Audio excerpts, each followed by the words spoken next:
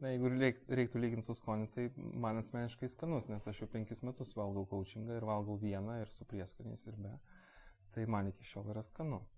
Bet jeigu taip pasidėliot, kas iš tikrųjų yra coachingas, daugelis pranešėjų, tokių kaip aš ir coachingo specialistų, kurie taip ir į kamerą šneka ir visur kitur, tai jie bando vis kažkaip savitai apibrėžti, nes labai daug tų yra apibrėžimų.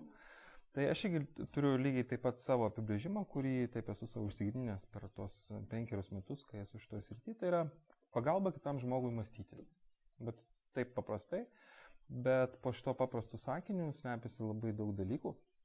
Galbūt ne tik pagalba, bet ir mąstymo stimulacija. Kada kažkoks žmogus ateina ir sako, man reikia pasidėlioti mintis, man reikia pasidėlioti kažkokius tai svarbius savo gyvenimiškus ar darbinius klausimus, ar mokslo ar ne šiuo atveju klausimus. Tai coachingo specialistas gali jam tiesiog padėti pasidėlioti mintis. Dabar kaip jisai tą daro, tai yra pokalbis tarp 2 žmonių arba tarp coachingo specialisto ir grupės, jeigu tai yra grupės coachingas arba komandos coachingas. Bet aš galbūt duosiu pavyzdžius daugiau iš to 1-ant-1, kai šnekasi žmonės.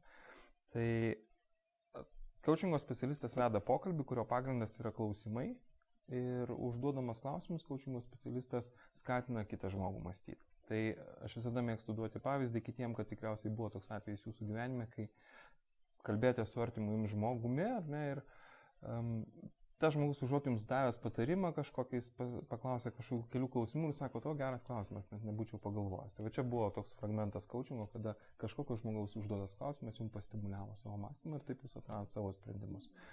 Va, ir tikrai po visų tuo yra labai daug dalykų, bet jeigu tai paprastai apibrėžti, tai yra mąstymo skatinimas, pagalba pasidėlioti mintis, pagalba išspręsti tam tikrus klausimus. Tai tiek būtų.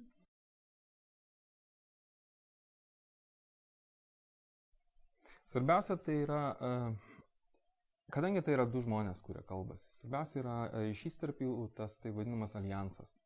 Jeigu tas ryšys tarp jų yra geras, jeigu klientas šiuo atveju tas pašnekovas, kuris atsineša į coachingo klausimą, jisai pasitikė savo coachingo specialistų ir gerbė ir jis gauna irgi iš coachingo specialisto tą patį, tai mes galim sakyti, kad tas aljansas yra pakankamai tvirtas ir tie abudu žmonės gali kalbėtis tai svarbiais klausimais.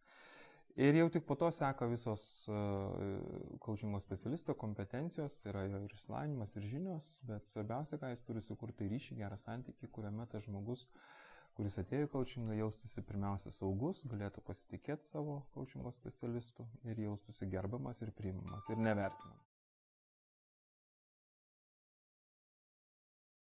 Dabar labai svarbu prieš man pateikiant klausimus arba jų pavyzdžius, reikėtų pasakyti, kad arba visi klausimai gali būti blogi, arba visi klausimai gali būti geri, labai priklauso nuo situacijos. Tai aš dabar pateiksiu keletą klausimų, kurie bus tiesiog išimti iš konteksto. Ir vienose situacijose jie gali būti pakankamai geri, kitose situacijose jie gali visai netikti.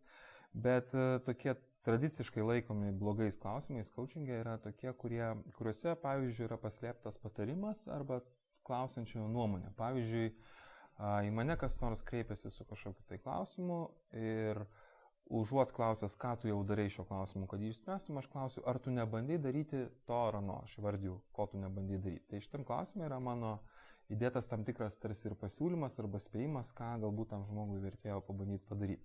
Arba iš kitos pusės, ar tu nemanai, kad tau reikėtų. Net tarsi klausimas, bet iš tikrųjų tai yra ne klausimas, o mano pasiūlymas, ką tam žmogui reikėtų daryti. Tai jau kalbėti apie šitą coachingo pokalbį, jame neturėtų būti pasiūlymų arba patarimų, ką ir kaip daryti žmogui, turėtų būti grynas klausimas, kuris skatina žmogaus mintis. Vienas iš tokių klausimų yra kodėl. Pavyzdžiui, žmogus bando pasakoti kažkokią tai situaciją, coachingo specialistas klausia, kodėl tu darai tą ar aną, arba kodėl nebandai ano ar kito. Tai toks klausimas vėlgi skatina tam tikrą gynybą ir žmogus tą turi tarsi pasiteisinti, kodėl jis darė ar galvoja vienaip ar kitaip. O geri klausimai tai yra tie, po kurio iškart nenuskamba atsakymas. Galbūt taip turėčiau pasakyti. Toks klausimas, kuris paskatina žmogų pagalvoti, jis taip tarsi atsitraukia, padaro tam tikrą pauzę, galvoja, svarsto ir iš to klausimo, iš to atsakymo vėlgi kyla vėl nauji klausimai kažkokie. Tai pavyzdžiui, vienas iš tokių klausimų, kuris galėtų nuskambėti coachingo pokalbio pradžiai, kai žmogus sako, žinai, aš turiu kažkokią tai problemą, su kuria gyvenu ir dabar man reikėtų tą problemą išspręsti, aš nežinau kaip. Tai pavyzdžiui, jo galima klausti, o ko tu nori vietoje šitos problemos? Tai toks klausimas žmogui leidžia susitelkti į sprendimą, tai yra į tą viziją, kurios jisai galbūt norėtų, o ne pradėti toliau skūstis tą problemą ir ieškoti jos priežasčių, kurių galbūt ir nereikia ten ieškoti tame pokalbį. Na, kitas klausimas, kuo tau svarbus šitas klausimas, kuo tau svarbus šitas tikslas, kaip tu žinosi, kad tu jį pasiekėjai. Daugybė gerų klausimų yra, tik tai ne pats klausimas daro coachingą geru, o vieta, laikas, klientas, pokalbio momentas kažkoks, tai kuriame tas klausimas nuskambės. Tikrai ne, aš jau buvau užsiminęs, kad iš tikrųjų tai yra pirmiausia, kas turi reikšmę, tai yra sąjunga tų dviejų žmonių, alijansas, jų abiejų nusiteikimas darbui. Ir paties kliento pasiryžimas diskutuoti apie savo situaciją, paties kliento noras keistis, noras ieškoti sprendimų. Ir be abejo, coachingo specialisto gebėjimas suprasti, išgirsti klientą, ką jisai sako, kaip jisai sako, reaguoti į jį. Aš vadinu tai vienu žodžiu gebėjimas būti su kitu žmogum pokalbėje. Būti, man į tą žodį būti įeina daugelis dalykų. Tai yra ir girdėti, ir suprasti, ir klausyti, ir atliepti, ir visus kitus dalykus realizuoti tame pokalbėje, kad tas kitas žmogus jaustųsi pilnavertiškai priimamas, nevertinamas ir saugus. Tai sakyčiau, pirmiausia šitie dalykai, o tik po to klausimai, po to visos technikos. Galbūt tokie dalykai vertėtų grįžti į pradžią, ką sakiau, kas tai yra coachingas. Coachingas tai yra pagalba kitam žmogui mąstyti. Ir viena pagrindinių kliūčių coachingui tai yra paties coachingo specialisto noras padėti savo pašnekovui, ar ne? Kai pašnekovas ateina su kažkokiu tai klausimu, sako, aš turiu klausimą, kurį noriu spręsti, apgalvoti. Tai kas atsiranda pas coachingo specialistą viduje, tai aš dabar turiu tam žmogui padėti. Ir aš dabar darysiu tarsi daug dalykų, kad tam žmogui padėčiau. Ir iš viso to noro padėti gali ir nuskambėti klausimas, ar tu negalvoji, kad tau reikėtų, ar tu nebandėjai to ar ano daryti. Tai visa tai jau tampa nebe coachingas, o tokia paslėpta konsultacija. Tai jeigu tas žmogus ateina ir sako, žinai, man reikia patarimo tokio, tai galbūt ir nereikia coachingo, reikia tam žmogui duoti patarimą, kurio jisai ieško, ar ne, kurio jis galbūt nežino ir pats savyje jisai jo nesuras. Tai galbūt coachingo specialistas turėtų pradžiai susiderinti savo ir savo kliento lūkesčius tam pokalbiui ir paklausti, o ko tu nori šito pokalbio pabaigoje arba kokius lūkesčius tu man turi. Tai tada jisai žinotų, ko klientas tikisi ir galbūt jis išvengtų to per didelio kartais noro padėti. Nes šiaip jau coachingo specialistas turėtų tikėti, kad žmogus tas, kuris pasietėjo, jisai atras anksčiau ir vėliau tos sprendimus, jisai anksčiau ir vėliau prieis prie tų minčių, kurių jisai pasieško. Tai coachingo specialisto pozicija, ir čia galbūt yra antroji kliūtis, tai yra gebėjimas priimti žmogų toks, koks yra ir tikėti jo galimybėmis. Tai jeigu pas coachingo specialistą ateina žmogus ir coachingo specialistas sako, žinai, aš abejoju, ar tu čia kažkaip sugebėsi, ar tu galėsi, tai jau yra tokia antroji kliūtis. Galbūt dar vienas dalykas tai yra pasikliovimas vien tik technikomis, kad turiu 25 gerus klausimus, tai dabar su tais 25 klausimais aš visus savo pašnekovus ir paveiksiu taip labai teigiamai ir jie atras tos sprendimus, kur jie ieško. Tai yra didžiulė klaida pasikliauti vien tik technikom, nes kiekvienas žmogus yra unikalus pasaulis. Kiekvienas žmogus turi savo ritmą, turi savo unikalų individualų santykį su savo aplinka. Ir tai, kas tinka vienam, tikrai kitam netiks. Galbūt tiks, ar ne, kažkoks atsitiktinumas arba kažkokia tendencija išaiškės. Bet geriausias klausimas, pavyzdžiui, geriausia technika, arba jeigu klausit, koks geriausias klausimas, tai yra pirmas klausimas, apie ką tu nori kalbėtis. Tik tai jį įmanoma paruošti coachingui iš anksto. Visų kitų klausimų mes negalim paruošti iš anksto. Jie turi ateiti iš to, ką klientas sako. Ir galbūt dar kita tokia kliūtis, reikėtų čia paliesti ir organizacijų kontekstą, tai yra, kadangi coachingas dabar tampa tokia vienu iš vadovų įrankių, gerąja to žodžio prasme įrankių, tai kartais, kuomet coachingą taiko vadovai, tai tie tikslai, apie kuriuos kalbama tuose pokalbiuose, yra atėję iš organizacijos. Ir jeigu jie atėję yra iš organizacijos ir nedera su to žmogaus tikslais, kuris dalyvauja coachingo pokalbė, tai natūralu, galbūt tas coachingo pokalbis ilgai ir netruks, nes anksčiau ir vėliau jis pavirs kažkokiu tokiu daugiau interesų derinimu ar lūkesčių derinimu. Tai į tą reikia labai atsižvelgti, jeigu galvojame apie coachingo organizacijas. Tokios galbūt ir būtų pagrindinės kliūtys.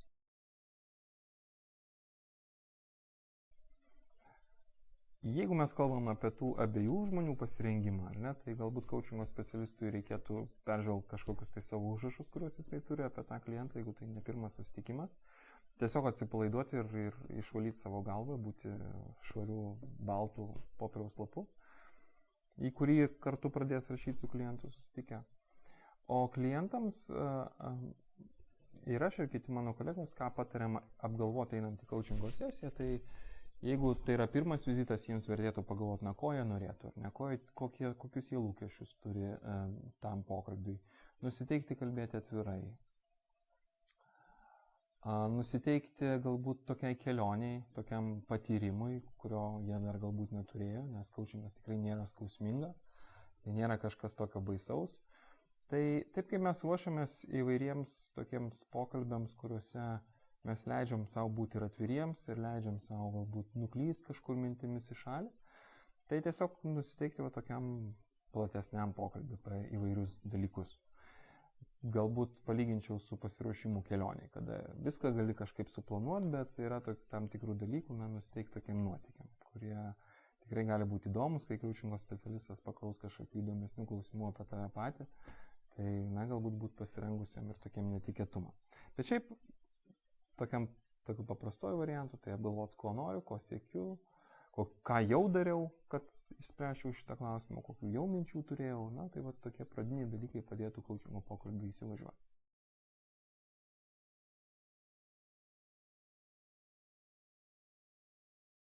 Galbūt principais, aš jau juos kažkuria prasme išvardinau, tai pirmas principas yra paties coachingo specialisto pozicija ir nuostata. Į žmogų, kuris atėjo pas jį, tai kad jisai nevertina to žmogaus, kad jis jį priima besąlygiškai, kad jam tas žmogus yra įdomus ir jis turėtų parodyti tam tikrą smalsumą, sukurti tam tikrą gerą ryšį su to žmogumi. Tai turbūt būtų pirmasis principas, kad tikėk žmogumi, kurk su juo gerą ryšį. Tada coachingo specialistas turėtų pagalvoti apie tam tikras kompetencijas, kurios irgi atspindi tam tikrus coachingo principus, kad gebėk klausytis ir užduok gerus mąstymą skatinančius klausimus. Nes geri klausimai nenuskambės iš sąrašo, jie gali nuskambėti tik iš to, ką coachingo specialistas girdi. Tai va toksai galbūt principas klausykis ir klausk. Na ir nežinau, galbūt toks pagrindinis dalykas, vėlgi kaip ir prie santykio, ką minėjau, tai coachingo specialisto, irgi toks ir asmeninis pasirengimas, kiek aš esu pajėgus dirbti su kitais žmonėmis, kiek aš galiu jiems padėti, kokios man pačiam pagalbos reikia. Tai va tokia veikla kaip coachingas, jinai skatina ir patį coachingo specialistą tobulėti. Tai nors tai nėra dalykas, kuris atsispindi coachingo pokalbėje, bet man reikia, tai vienas iš coachingo principų yra, kad pats coachingo specialistas turi nuolatos tobulėti ir kaip asmenybė, ir kaip specialistas. Bet tokie galbūt dalykai būtų.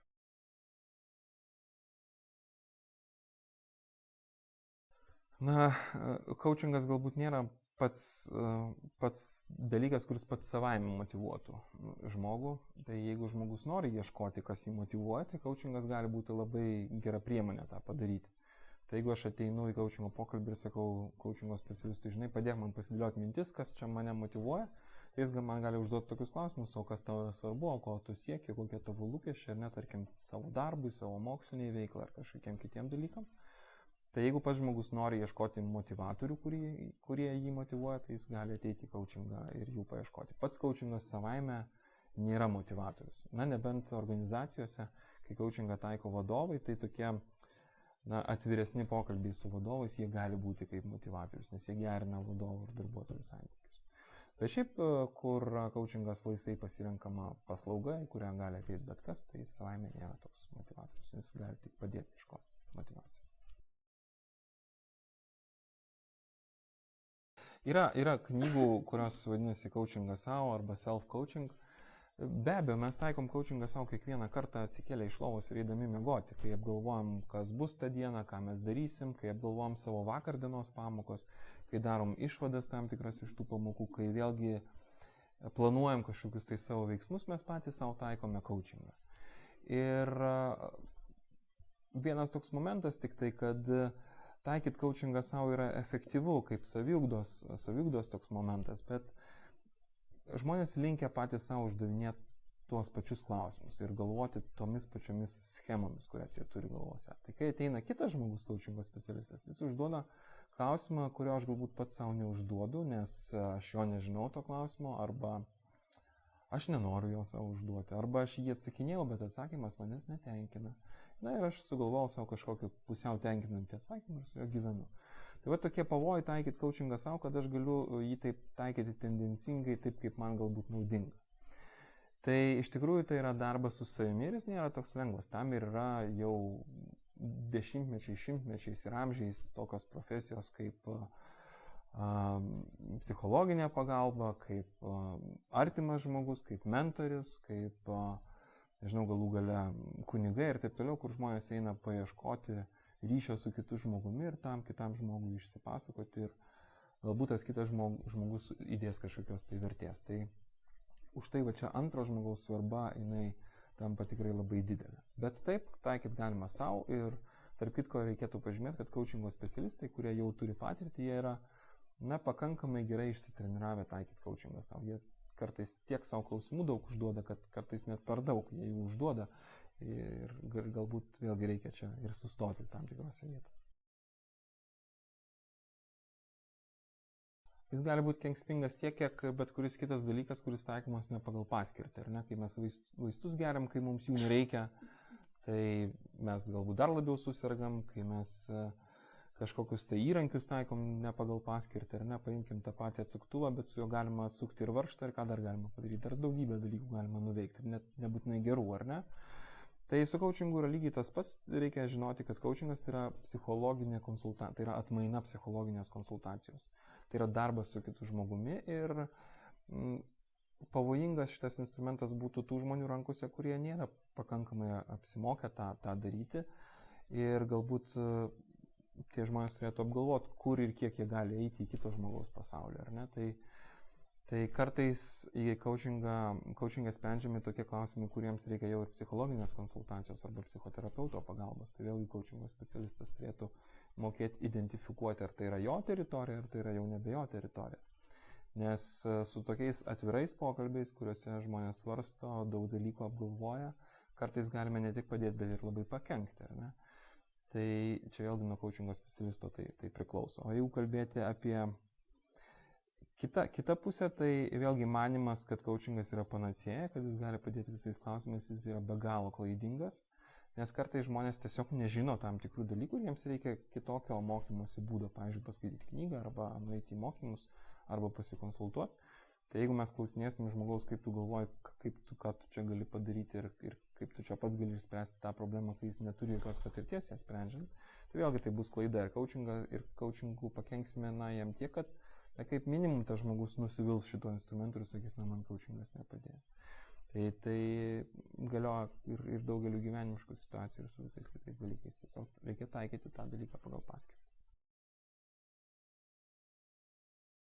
Galbūt paimkim kažkokį tai tokį tipinį atvejį ar hipotetinį atvejį, kažkokį tai žmogų, kuris štai kažką galvoja apie save, nori kažkur tai tobulėti ir galim dabar pagalvoti, tiks jam coachingas ar netiks. Ir tarkime, kad jo klausimas, paimkim tarkim vadovą, kuris nori sustiprinti savo lyderystės įgūdžius. Į tos lyderystės įgūdžius gali įeiti geresnis vadovavimas komandai, savo autoriteto stiprinimas, pasitikėjimo savimi stiprinimas, tarkim delegavimo įgūdžiai, susirinkimų vedimo įgūdžiai. Taigi daugybė tokių dalykų, kurie vadovą daro vadovu, ar ne, galima taip paprastai pasakyti. Ir dabar tarp visų šitų klausimų yra tam tikrų klausimų, kurie yra apie jį patį, apie jo asmenybę. Ar ne? Tarkime, vadovas žino, kaip deleguoti darbus, bet galbūt jisai nenori to daryti dėl tam tikrų kažkokių asmeninių priežasčių. Galbūt pats nori savo prisimti daugiau atsakomybės, galbūt nori pademonstruoti, kiek daug jisai dirba, ar ne? Tai šiuo atveju jam tikrai nereikia eiti į kažkokią tai seminarą, mokytis delegavimo įgūdžių, jeigu jis tą daro, bet jam reikėtų apgalvoti, kokios jo nuostatos delegavimo atžvilgių arba kitų žmonių, su kuriuo jis dirba atžvilgių. Tai čia coachingas tiktų labai gerai, nes jis padėtų žmogui pačiam apgalvoti savo situaciją ir savo nuostatas. Dabar jeigu tas pats vadovas, jis niekada nėra delegavęs ir nieko apie tai nežino, ar net nežino algoritmų, kaip pokalbiai vedami, galbūt jam coachingas šitoje vietoje ir nebus pats efektyviausias būdas, galbūt jam verta paskaityti knygą arba nueiti į seminarą ir tada pabandyti realybėje tą padaryti. Ir jeigu jam nesigaus dėl kažkokių priežasčių, pavyzdžiui, dėl jo paties nuostatų, tada jau coachingas gali padėti jam išspręsti kažkokius tai dalykus. Lygiai tas pats su visais kitais momentais. Ir jeigu apibendrinant, tai coachingas geriausiai padeda tiem žmonėm, kurie gali turėti pirmiausia įtaką savo situaciją, jie gali ją patys įtakoti, ar ne, 100%. Ir jie turi turėti tam tikrą patirtį jau tame klausime, kurį jie sprendžia. Tai jeigu žmogus neturi žinių, neturi patirties tam tikram klausime, tai jis pirmiausia turi įgyti žinias ir patirtį. Ir tik po to mokėti, galvoti, kągi aš su tą patirtim darysiu. Nes coachingas iš esmės tai yra pagalba žmogui mokytis iš jo patirties. Tai jis tinka tais atvejais, kada žmonės nori apgalvoti savo patirtį, pagalvoti, ką su ją daryti ir imtis kažkokių naujų veiksmų. Jeigu žmogus neturi patirties, tai jam tada geriau ieškoti kažkokių direktyvesnių mokymo būdų, tai yra konsultacijos arba mokymo. Tai vienas iš tokių momentų, kuris apsprendžia, kada tinka, kada netinka coachingas. Ir aišku, jeigu pats klientas yra motyvuotas, nori keistis, nori ieškoti sprendimų, taip, tai yra tas žmogus, kuriam coachingas padės. Jeigu jis laukia pagalbos iš išorės, kad jam kažkas kažką duos, pasakys už jį ir duos jam parašys receptą, galbūt jam tada geriau eiti į konsultaciją arba į mokymus, kuris, bandys dar galvoti, ar jam čia tinka tie receptai ar netinka. Ir tik po to jau kažką su jais darys. Aš gal negaliu pasakyti, ar jos yra kažkokios mėgstamiausios ar nemėgstamiausios. Vienas aš iš jų dažniau naudoju, kitas rečiau. Man šiaip patinka bet kas yra susijęs su žmogaus kūrybiško mąstymo skatinimu. Tiesiog viskas apie pagalbą žmogui pamatyti savo paties pasaulio truputėlį kitais kampais. Ir tam yra labai daug technikų. Kita technikų grupė tai yra, tarkim, pagalba dirbant su savo asmeniniam nuostatom. Žmonės kalbėdami apie savo nuostatas, atsakinėdami tam tikrus klausimus, jie kartais pamato, kad pasaulį galima matyti ir kažkokiu kitų kampų. O čia įvyksta stebuklas, kada žmogus sako, žinai, aš 5 metus galvojau taip, o pasirodo jau galima ir šitaip. Tai tos technikos įvairiausi klausimų rinkiniai, jie padeda tą padaryti. Aišku, jie vieni patys nebus efektyvūs be ryšio, apie kurį jau minėjau, tarp coachingo specialisto ir kliento. Bet pabaigai galiu kažkokį tai, duoti jums pabandyti patiem atlikti su savim užduotį. Jeigu tarp žiūrinčių ar ne šitą medžiagą yra žmonių, kurie, tarkim, nori padaryti pasirinkimą A arba B, ar ne, savo gyvenime, stoti į tą universitetą ar į tą universitetą, vykti į tą kelionę ir į tą kelionę, megzti santykius su tuo žmogum ar su tuo žmogum. Tai kitaip tariant, kai reikia padaryti pasirinkimą, galite pasimti monetą, mesti ją į viršų, tegul jinai nukrenta ant jūsų rankos ir laikykite ją uždengę. Ir pagalvokit, o kas norit, kad dabar atsiverstų? Ar herbas, ar skaičius? Ir neatidenkit. Kai pagalvosit, kas norit, kad atsiverstų, tai jūs faktiškai jau žinot atsakymą, ko jūs ir norėjote. Aišku, prieš tai priskirkit A herbas, o tarkim B skaičius. Tai tikrai ne moneta išsprendžia šitą klausimą, jūs patys išsprendžiat.